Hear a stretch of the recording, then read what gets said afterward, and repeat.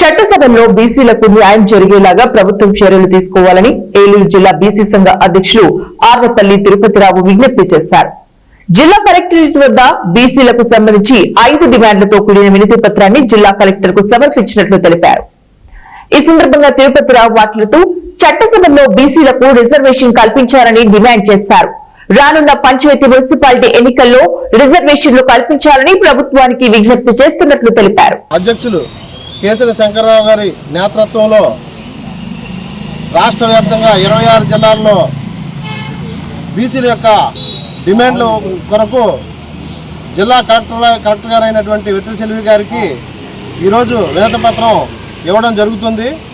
బీసీల యొక్క డిమాండ్లను పరిష్కరించాలని కోరుకుంటూ ఈ యొక్క ప్రతి ఒక్కరు వచ్చినటువంటి ప్రతి ఒక్కరూ కూడా మా యొక్క విజ్ఞాపనను కలెక్టర్ గారు తెలియజేయాలని మేము వారికి ఈ యొక్క కార్యక్రమం ద్వారా తెలియజేస్తున్నాము.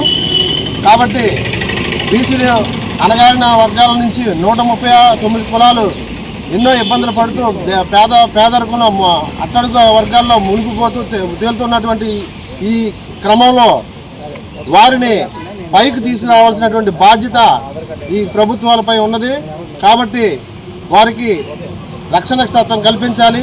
అలాగే స్థానిక సంస్థల్లో కానీ లేదా కార్పొరేషన్ ఎలక్షన్లో కానీ వాళ్ళకి 34% రిజర్వేషన్లు కల్పించాలని ఏలూరు జిల్లా అధ్యక్షులుగా నేను డిమాండ్ చేస్తూ ఉన్నాను. అలాగే రాష్ట్రంలో ఉన్నటువంటి 139 కులాలు